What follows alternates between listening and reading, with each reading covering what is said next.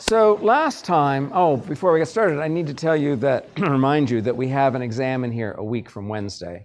I know, shock and awe. And that we'll be mounting the letters of your last name and an assignment for the room for those exams. We won't be taking the exams in here. There'll be evening exams and it'll be scattered through about 4 or 5 rooms across campus. So you'll need to know where to go. We'll get those mounted on the homepage here in a couple of days. So what we want to do today is we want to finish the story from last time of the rough endoplasmic reticulum. We had ended with the idea of how the protein was being synthesized. It was being synthesized on a ribosome, but then if the first 20 or so amino acids were hydrophobic, they would bind to a signal recognition particle and guide the ribosome and the mRNA to the endoplasmic reticulum, where then the signal peptide would be transferred from its binding to the signal recognition particle to a protein called a translocon, which is just a fancy sort of channel across the endoplasmic reticulum membrane, and feed that protein then through that channel. And I'll pick that up today and finish that story along with multiple past transmembrane proteins by using a couple of slides. But mostly what we want to do is today here is to introduce a brand new topic, and that is to begin talking about tissues. Everything we've talked about so far has emphasized cell biology, and just about everything we have said could be applied equally well to a brain cell or to amoeba. And so what I want to do here is now begin describing how in metazoan animals, how in multicellular organisms, cells begin to work together in concert. And the first layer, the first level of organization to have these cells work in concert is something known as a tissue. The definition of a tissue is simply a group of similar cells performing a similar function. In the late 19th century, the early histologists using some of the first microscopes described 4 types of tissues. They said all cells can be placed into these 4 categories. They could be epithelia, connective, muscle, or nerve. We're going to emphasize today epithelia and connective tissues. Muscle, nerve will lead to later because in the next section we have several lectures dedicated both to nerve and muscle. But what I want to do here is use mostly the epithelium and to a lesser extent the connective tissue to describe how cells work in concert, to work together to perform a function. The first thing we'll talk about is the epithelium. The epithelium is defined as a continuous layer of cells that forms surfaces or boundaries.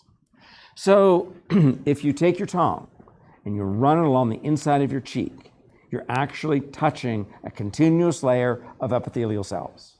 And that continuous layer of epithelial cells will extend from your mouth down into your throat, down into the esophagus, into your stomach, into the small and large intestines, to the outside world on the other end. That's a continuous layer of epithelial cells.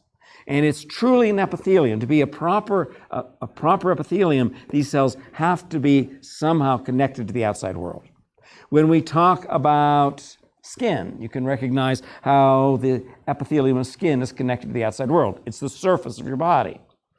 When we come to the respiratory system, we'll talk about the respiratory epithelium. And those are epithelial cells lining your lung, and they provide a kind of interface. They provide a kind of boundary between the underlying tissues, which in that case will be primarily capillaries, and the outside world, and air will move across from the outside world into the blood vascular system. That's in your lung. When we get into the kidney, we'll find that all of the functional units of the kidney, the nephron, are composed of epithelial cells.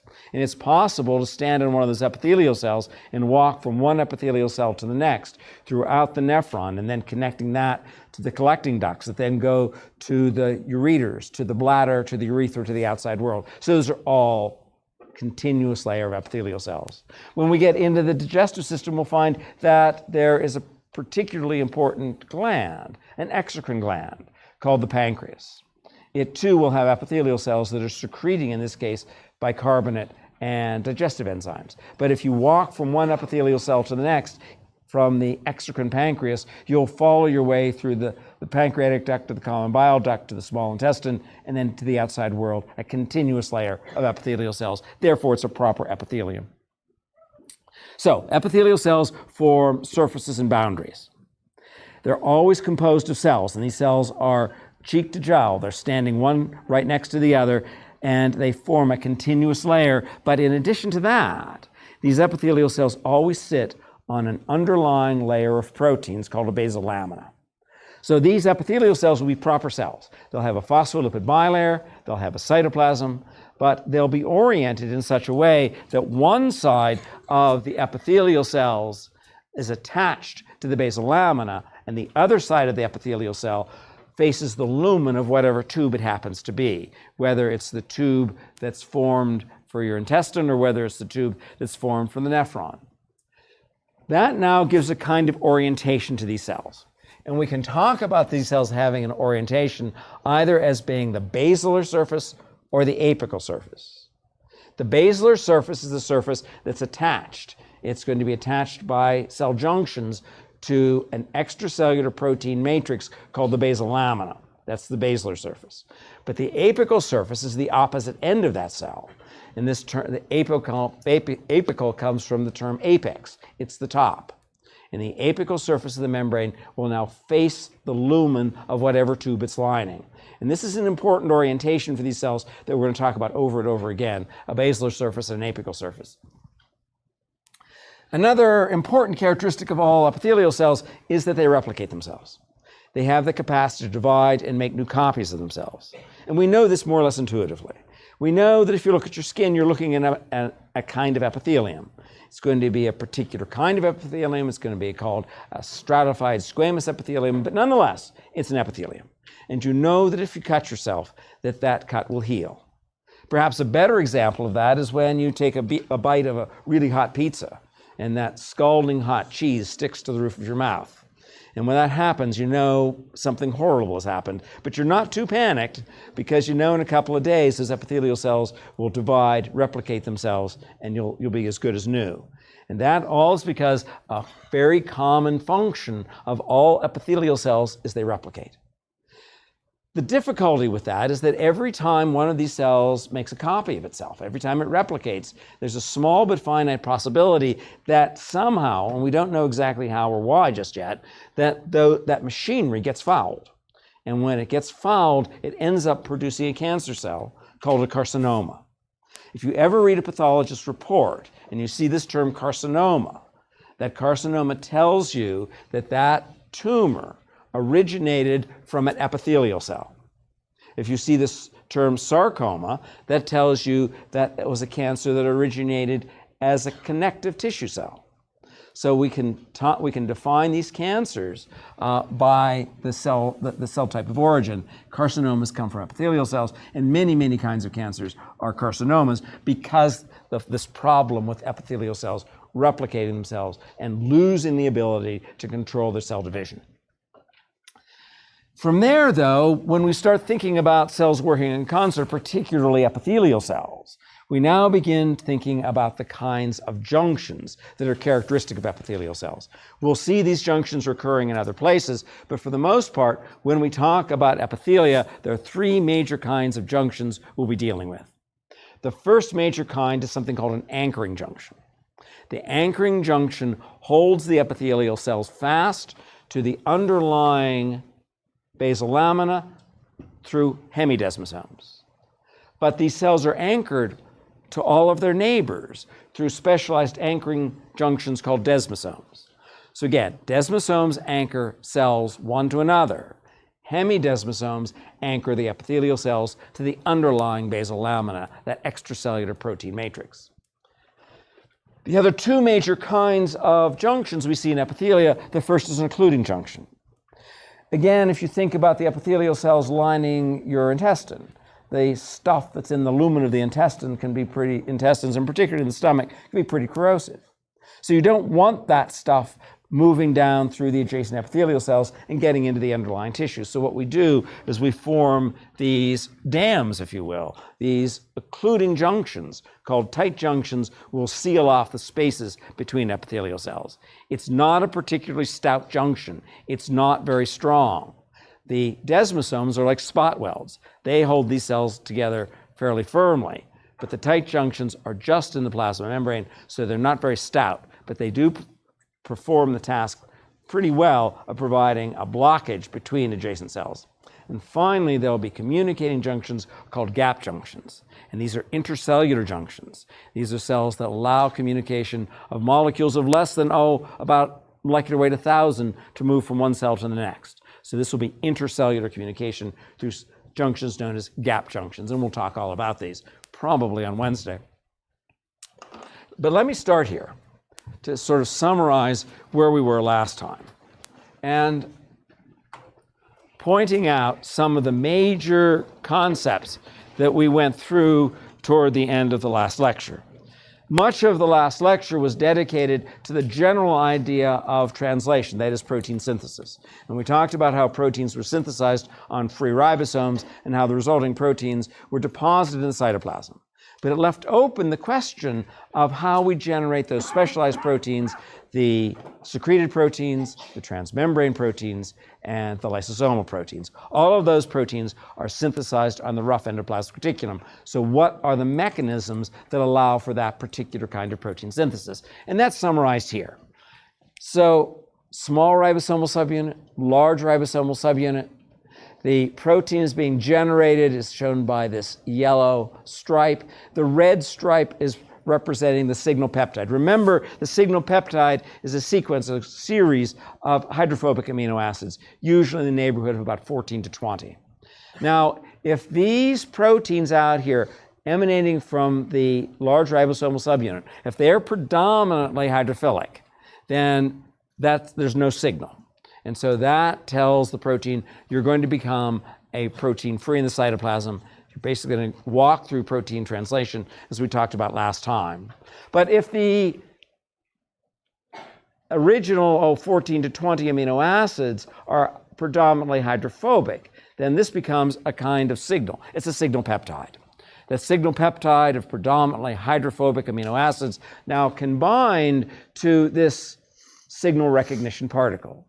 The signal peptide is recognized by the signal recognition particle. And the signal recognition particle now, once bound to the signal peptide, will guide this machine, the small ribosomal subunit and the large ribosomal subunit. It will guide it to the endoplasmic reticulum.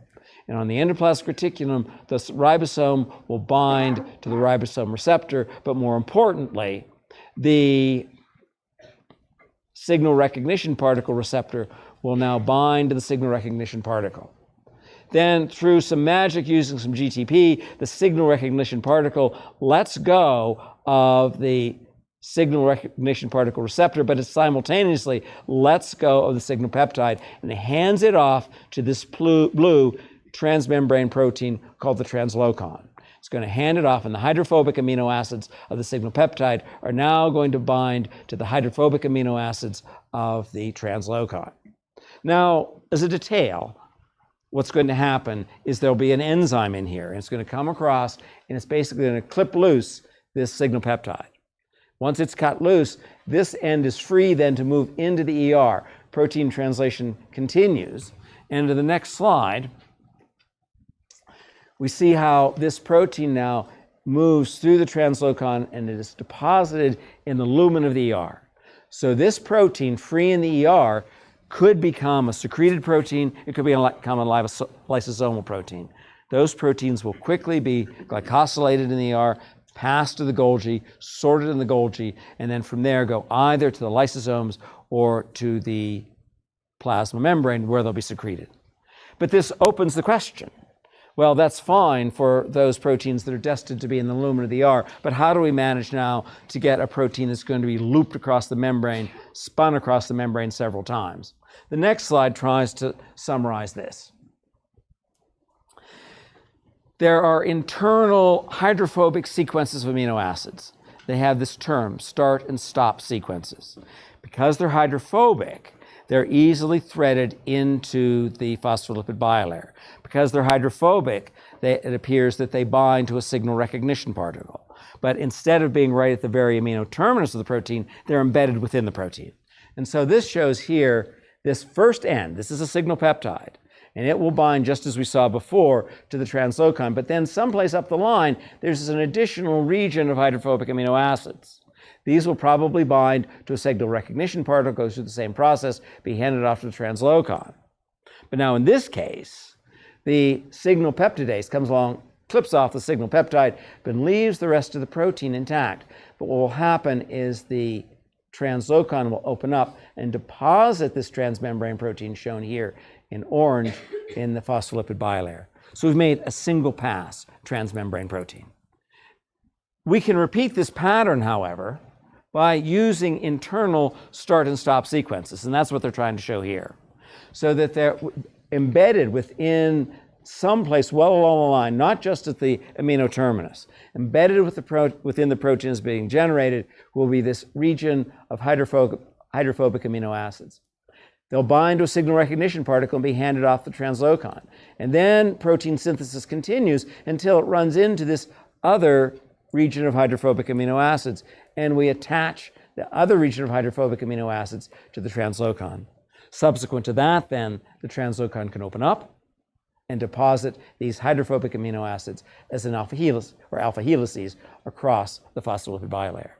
Now, this shows a case for 2, but many proteins will contain as many as 12 or 14 transmembrane regions. So in those cases, you have these embedded start and stop transfer regions well into the protein, and they are used as signals to say bind to the translocon, open the translocon, and end up as alpha helices in the phospholipid bilayer. So that pretty much summarizes what we talked about at the end of the last period, talking about how we make proteins destined to go to the ER to become lysosomal, secreted, or transmembrane proteins. And you had a question. I was going to ask, so the proteins being made, it's the N-terminus that comes out first? So the question here is, as the protein is being made, the N-terminus comes out first, in most cases. But there are some cases where these things get flipped around. And there are ways of, you always initially have the N-terminus coming out. But there are cases where in the process of putting these things across a membrane, you can turn them around. So you don't always have to have an amino terminus on the inside or across the membrane this way. You could actually have the carboxy end on the inside of the lumen. So you turn them around. So there won't be a signal peptidase here. The earlier one showed the signal peptidase sidling up to the translocon here and clipping that loose. That then allowed for this protein synthesis to continue onward. But because there was a second region in here that's hydrophobic, that will stick to the translocon, and that is then destined to become a transmembrane protein. If there were no significant sections, probably 60 or so hydrophobic amino acids, then it would continue on through and not become part of the phospholipid bilayer. Anything else? Okay, well then, let's start the next section then. And we'll simply begin this by defining of a tissue. And again, as we said earlier, a tissue is a group of similar cells.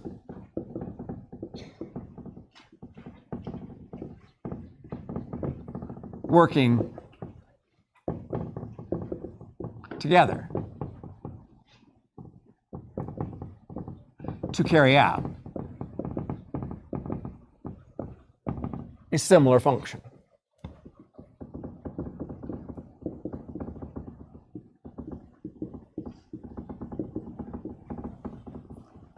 The 4 types of tissue are first epithelium,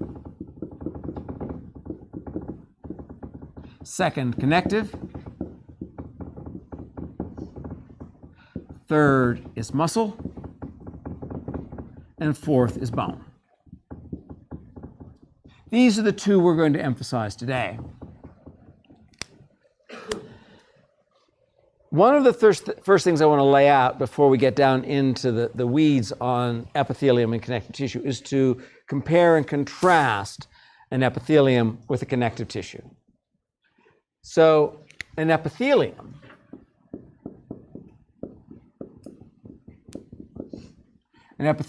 is a continuous layer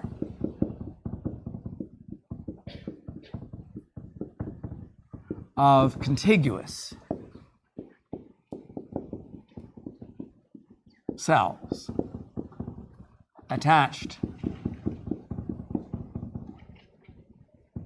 to a basal lamina. Now, to be a proper epithelium, you have to be able to trace this layer of cells to the outside world. But there's a related structure called a mesothelium. And this forms a continuous layer of cells lining blood vessels.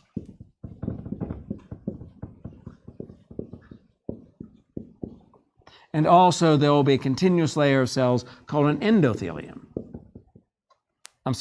Continuous layer of cells called a mesothelium. Let me try again. There will be an endothelium. The endothelium is a continuous layer of cells that line the blood vessels. The mesothelium are again a continuous layer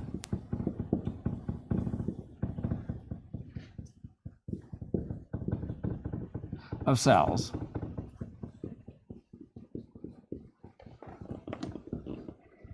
on the surface of internal organs.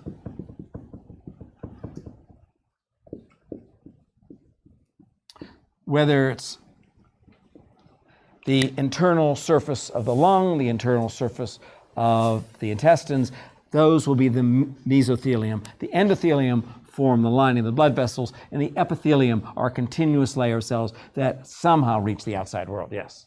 Can you form over here? You wrote bone, but over there you said nerve. Oh. Thank you. Nerve. We're going to see here in a moment the connective tissue includes bone. So thanks for pointing that out. Okay, so let me make a quick drawing of this to give you a sense of what these epithelial cells are like. These are continuous layer of epithelial cells, one next to the other, sitting on an extracellular protein structure called a basal lamina.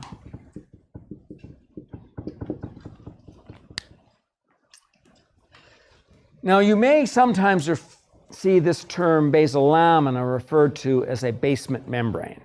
I don't like that term very much because in here we try to think about membranes as being phospholipid bilayers with transmembrane proteins, the lipid mosaic model of the membrane. But before we understood the lipid mosaic model of the membrane, they had described from histology these basal lamina, and they called that a membrane. They said it was a basement membrane. But that's entirely protein, and it's extracellular. So I try to distinguish membranes as being phospholipid bilayers, calling those membranes, and call this structure the basal lamina, because it's not a phospholipid bilayer, it's extracellular proteins to which the epithelial cells attach.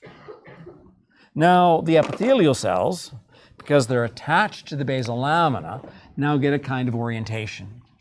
There will be the basilar surface,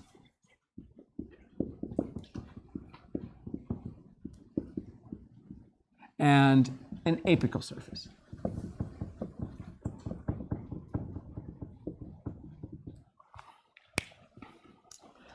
So at this point, what I want to do is I want to move on a little bit into connective tissue, and mostly to try to impress upon you the major distinctions between an epithelium and connective tissue.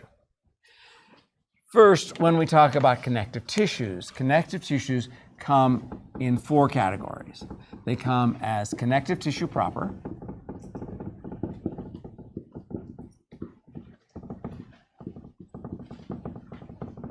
they secondly come as cartilage, third, they come as bone, And fourth, they can come as blood. Now, what ties all of these together is first that embryologically,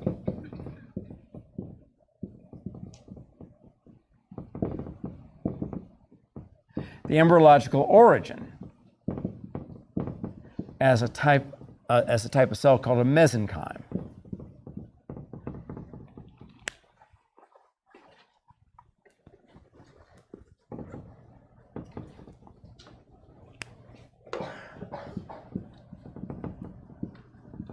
Now, the mesenchyme is a pluripotent cell type, and it can give rise to a number of different cell types. The mesenchyme can give rise to fibroblasts,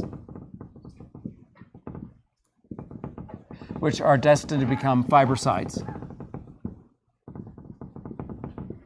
They can become chondrocytes, or chondroblasts, that are destined to become chondrocytes, or they can become osteocytes, or osteoblasts, destined to become osteocytes. Or fourth, they can become hematopoietic stem cells. And the hematopoietic stem cells are destined to become blood cells.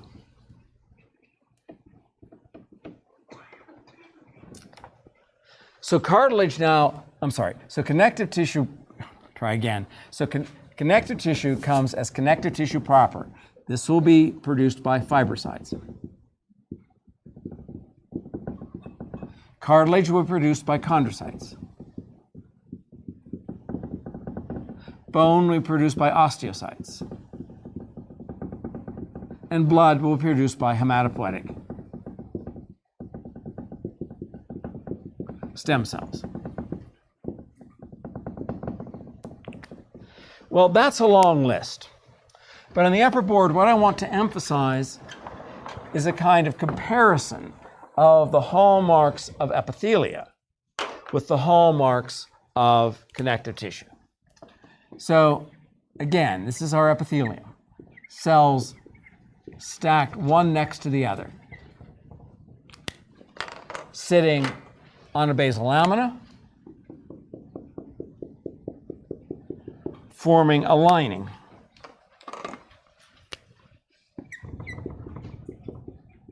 Such that it faces the lumen of a tube, or on the basolateral side, or the basilar side, it faces underlying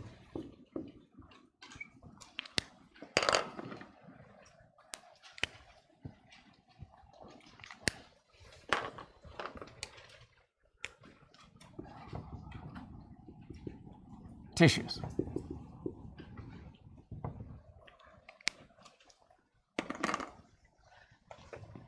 Now, this layer of cells goes on at these dimensions for miles.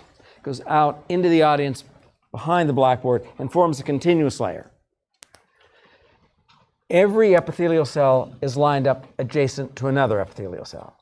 And these epithelial cells are all sitting on an underlying extracellular matrix called the basal lamina.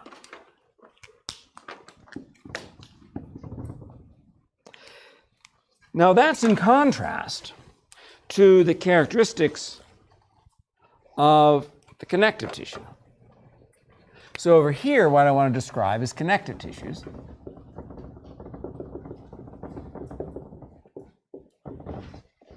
Generalizations.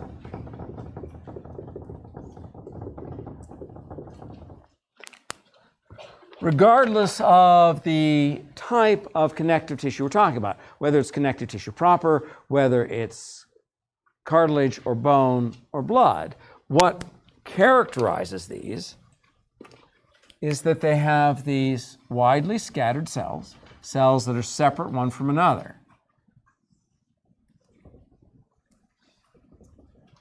So they are scattered They're scattered cells embedded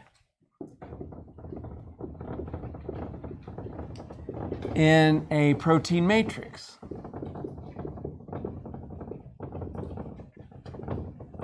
That they secrete.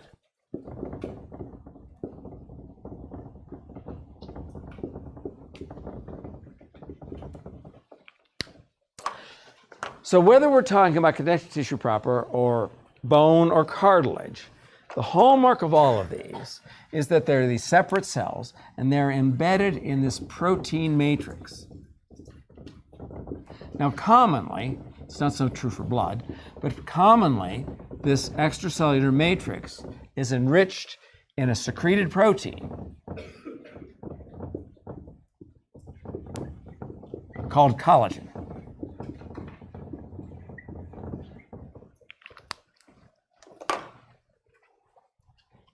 Now, these connective tissue cells don't just secrete collagen. They secrete a whole host of proteins, but there are a couple of them I'm going to tell you about. In addition to the collagen, there's this spring-like molecule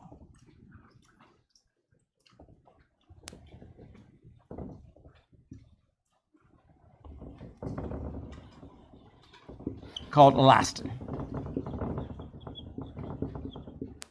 And as the name elastin implies, it's springy.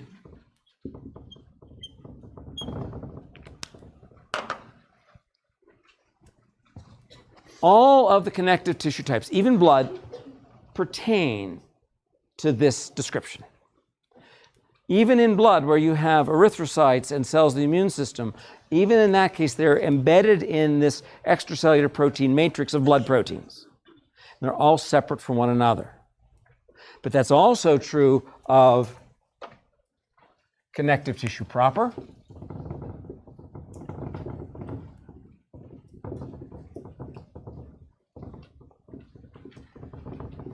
and connective tissue proper includes ligaments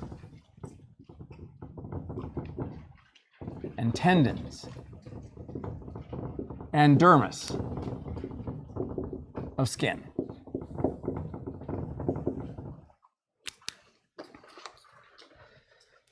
So we're going to talk about skin a little later, but what skin is it's an epithelium stretched over a connective tissue layer. The epithelium is the epidermis. The dermis is the connective tissue layer. The dermis has been generated by fibrocytes.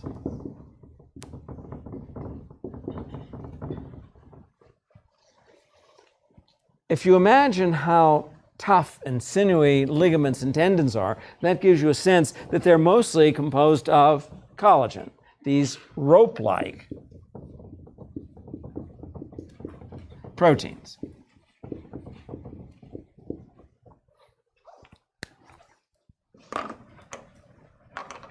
But a second kind of connective tissue here is going to be cartilage.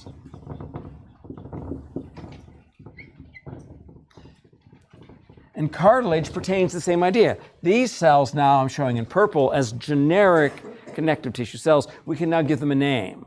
We can say they're chondrocytes, as we described above. The chondrocytes do the same thing. The chondrocytes will secrete an extracellular matrix. If we drill down and see what kind of difference in cartilage we have first fibrocartilage,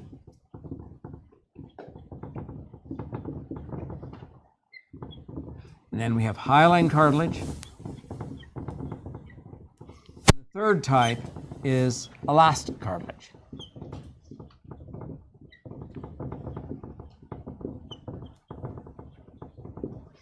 And by and large, the real distinction between connective tissue proper and cartilage is the mixture of the different kinds of extracellular proteins you have. But the characteristics are pretty much the same. They're widely scattered cells, and they're embedded in a protein matrix. And then we can distinguish one kind of cartilage from the other by the relative ratios of the extracellular proteins. And I'll start here at the bottom because I think this is the easiest to think about. Elastic cartilage, because it's springy, is rich in elastin.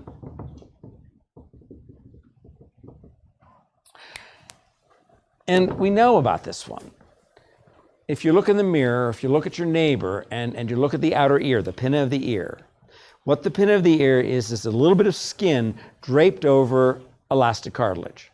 And what you find then, and I'll come back to you in a minute, and so what you find then is that you can fold the cartilage of your ear, and thank heaven, it comes back to its original orientation. That's because it's rich in elastin. It has these springy molecules in the extracellular matrix, which now provides for the springiness of the elastic cartilage. And then fiber cartilage tends to be rich in collagen. And where we see fiber cartilage is in the meniscus of the knee. And also we see it in the intervertebral discs. When you think of the wear and tear you get on these cartilage pads between the discs of the column and the bones of the upper and lower limb, these need to be pretty tough, so they're rich in collagen.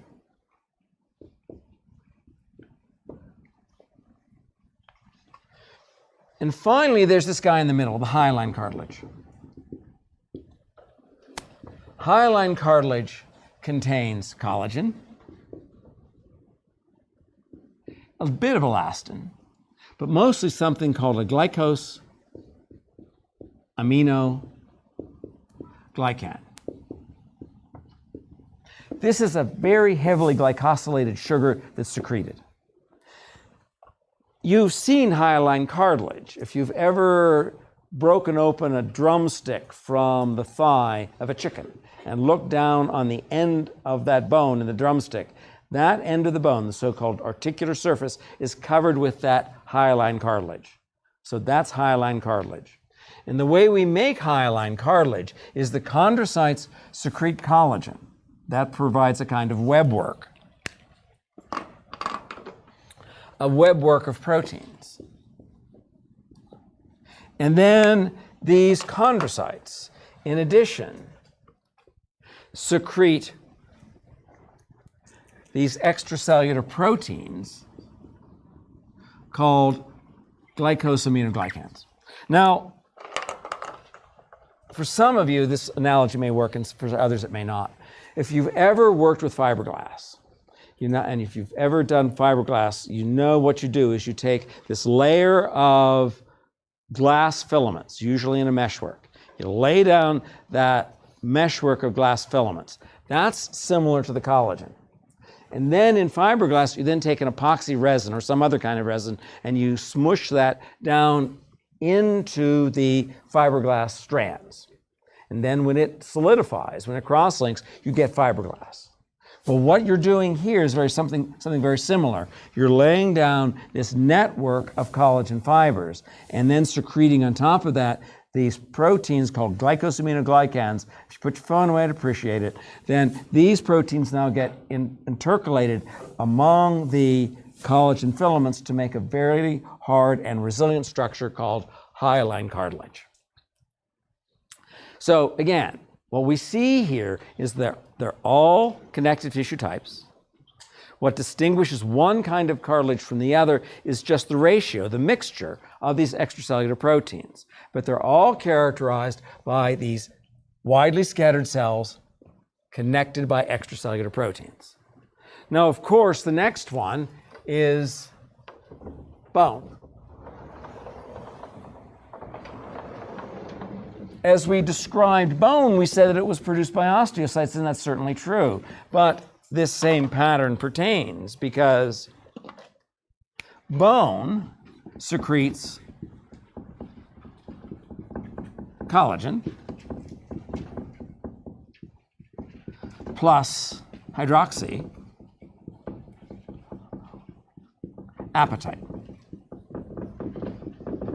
Hydroxyapatite is really nothing more than calcium, and to some extent magnesium phosphate. So what really distinguishes bone from the rest of these connective tissues is that rather than simply secreting proteins, it has the ability to secrete calcium phosphate. That's what makes bone hard. That's what mineralizes bone, is the calcium phosphate. And that's a job of the osteocytes, secreting calcium phosphate. And finally, of course, there's blood. And blood includes, go over here. Blood includes then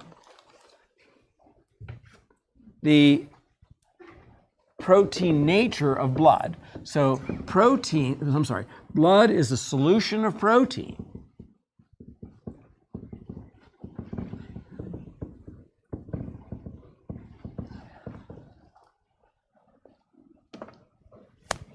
So blood is a protein solution.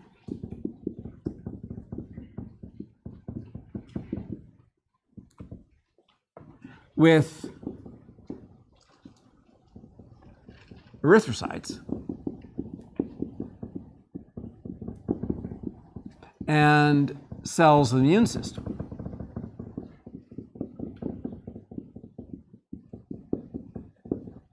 In the protein solution.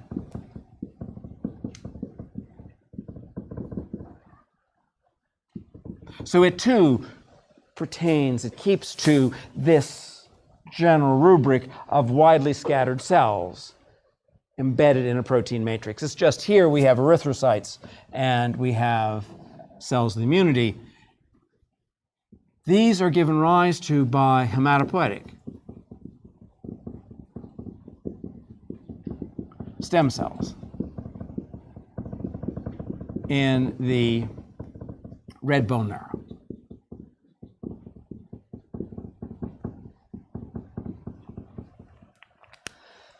But the long and short of all of this is that I want you to be able to see that whenever we talk about connective tissue, whether we talk about connective tissue proper, cartilage, bone, or blood, in all cases, the common characteristic to that structure are these cells that are embedded in a protein matrix they have secreted. So they are embedded in that protein matrix, and that's in contrast to this generalized structure of an epithelium, where we have a continuous layer of cells.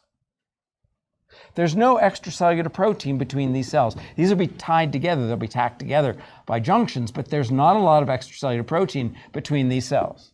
And they always sit on a basal lamina, and they always form a continuous layer. So those are the really strong and stark differences between connective tissues and epithelia. And I think there was a question back here earlier. Was there a question back here? Did you have a question? Irrelevant. Okay. On the top slide, you have like embryological. What are the two words under the? Could be mesenchyme. Embryological origin is mesenchyme. So the embryological origin of all connective tissue is mesenchyme. And among those mesenchymal cells are fibroblasts, chondroblasts, osteoblasts, and hematopoietic stem cells.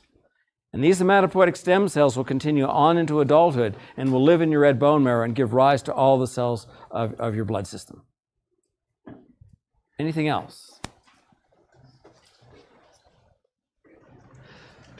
Well, since we have compared and contrasted these epithelial and connective tissue systems, let me spend a little bit of time fleshing out the story of the epithelium and emphasizing some of the important aspects of the epithelium itself.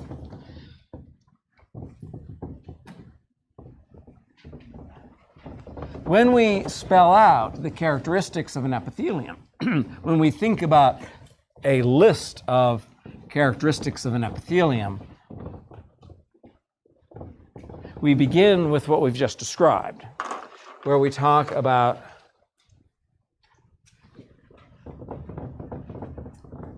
a continuous layer of cells.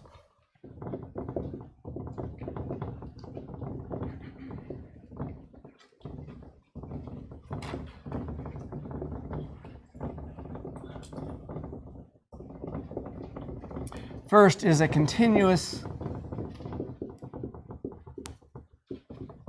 layer of cells on a basal lamina.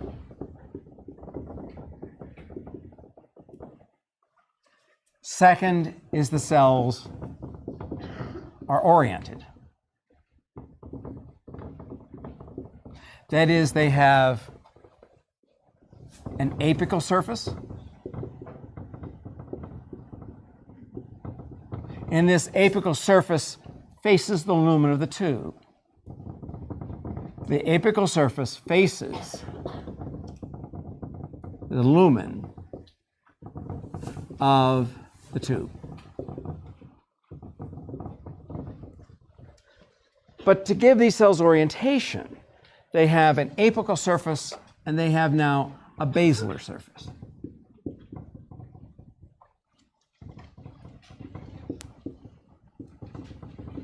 Often we'll refer to this in a word called a basolateral surface. So they sit in a basal lamina, they're a continuous layer, they have orientation.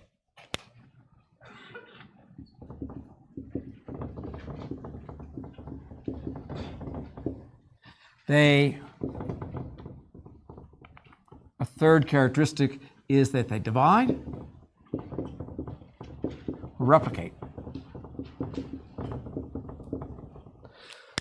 So that all of these epithelia, whether they're epithelia in your lung, they're epithelia lining your intestine, whether they're epithelia on the surface of your skin, whether they're epithelia in glands, they have this ability to divide and replicate.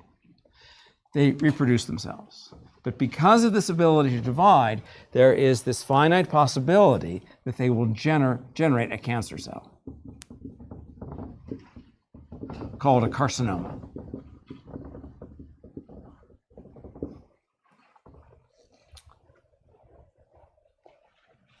A fourth characteristic is that these cells are connected by cell junctions.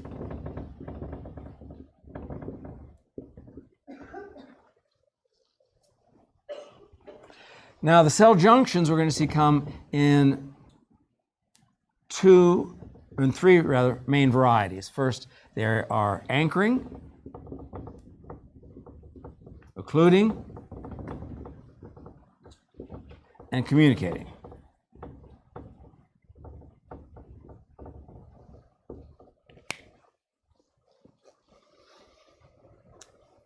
So, in the last couple of minutes, let me draw another epithelium and label it as a simple epithelium. Now, when we talk about a simple epithelium, we mean that there's a single layer of epithelial cells. But we can also talk about, and we will when we talk about skin, talk about a stratified epithelium, and a stratified epithelium is made of several layers of epithelial cells. But in this case, we want to talk about a simple epithelium attached to a basal lamina. So here are our cells again, the boxes.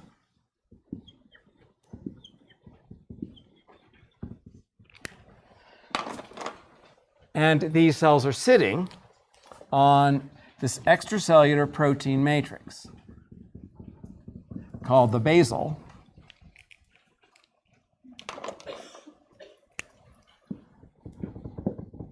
The basal lamina.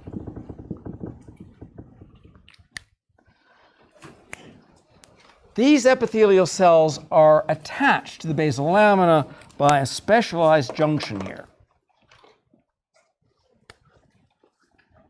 This junction down here is going to be called a hemidesmosome.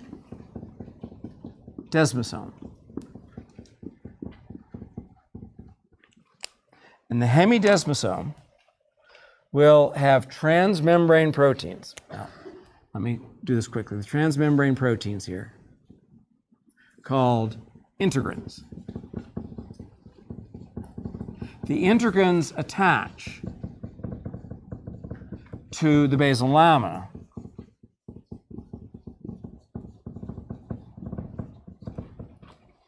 in the extracellular space. So we can say they attach to the basal lamina externally. But they attach to filaments. These can be actin or keratin filaments in the cytoplasm. So just let me leave you with the idea that we now have this transmembrane protein that goes from a protein plaque to the outside, connecting to the cytoplasm on the inside with these filaments, and we'll pick that up on Wednesday.